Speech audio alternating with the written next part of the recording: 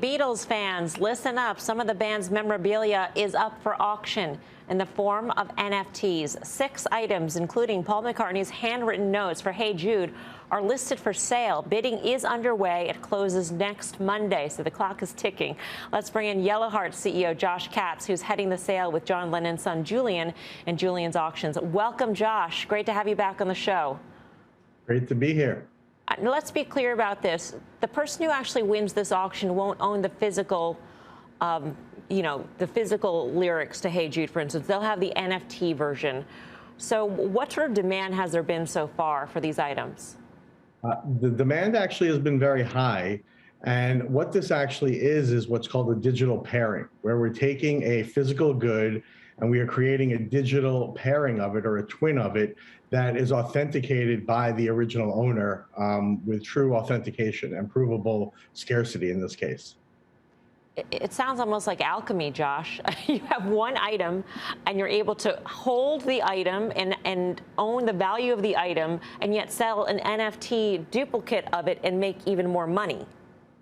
Yeah, that's exactly what's going on. As we move into a digital universe and into the metaverse, these physical goods will need to become digital in order to be memorialized. And if you think about it, think about potentially a Beatles museum in the metaverse and things like that. You'll need authentic goods to be moved digital into the future. So what is the bidding, what's the most popular item so far? How high has the bidding gone? So, the Hey Jude lyrics so far has gone to 50K, and, the auction ends next week. So we expect it to actually go quite a bit higher. If you have an avatar in the metaverse, can this avatar wear that coat that's up for auction, for instance? Or is it just the ownership of this NFT that brings joy to your life? Potentially you will be able to wear that coat in the metaverse if you own it. Anything is possible in the metaverse, but it will be a highly collectible digital item. In 100 years from now, when, we're looking at these items, we're going to have provable authenticity. And that's what this is doing.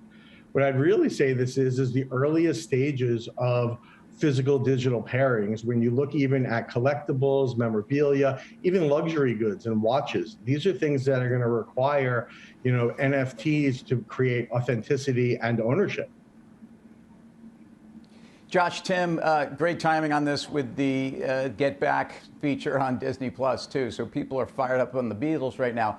We're also fired up on the possibility of seeing rock and roll via NFT tickets. And how do you see this changing in a world where I think we're all frustrated by Ticketmaster, Live Nation, and those costs? But for artists, this seems to be a great opportunity to connect with fans and again give them that utility on top of the concert ticket, whatever it means on the follow-up.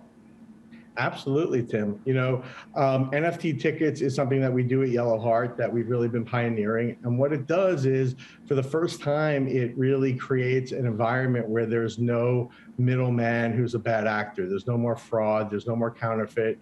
And there's direct payments where all stakeholders memorialize in a smart contract who gets paid what, who has what stake, who has what ownership, and gets direct payment. So it's very hard to create fraud and misrepresentation in that market. And if you look at the live event sector, it's been fraught with middlemen, has frankly nothing to do with Live Nation and Ticketmaster. They are, trying their hardest to fight this all the time. But there is a cottage industry of scalping that really can get decimated with the use of the NFT ticket. I have one more question. Sorry to be all hung up about this whole physical digital pairing notion, but what happens if the physical good is destroyed or changes hands? So when the physical good changes hands, I think in the future, you're going to see both items being sold together in some cases, and there being separate items in some cases. So if the physical good changes hands, technically in this case, the digital good will still remain with the owner of whoever wins this auction next week. And if the physical good is destroyed, what happens to the value of the NFT? I think it's going to go through the roof. Okay. Josh, thank you for your time. Always fascinating to hear from you. Thank you. All right. Guy, you going to bid? You've been known to bid. You and Karen have gone to physical auctions before together. Yeah, no, listen, my avatar is actually bidding fiercely right now in the metaverse for this, without question. I enjoyed what I did with Karen in terms of that auction much better because there was actually something tangible. But obviously, this is not intended for me, so I'm not going to poo-poo it. What I will say, and I think Karen probably agrees with this, Mike Mahaney has said that Coinbase will be the bank of the metaverse. And that move to 160 was epic in terms of how it flushed so many people out. So I don't think it's for this week or next month, but I think Coinbase is probably the way you play all of this. There are also various cryptos, Karen, as you know, that are powering these auctions. I mean, Polygon Layer 2 is the one powering this one.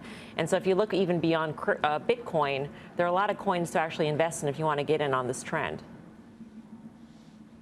Yeah, I think Polygon 2 is that it's a less energy intensive, less energy usage. Yeah, I got to tell you, I'm still this whole NFT thing. I can't help but think we are going to look back on these asset sales and just that they'll be ridiculously high, not low. But you know, that's just me.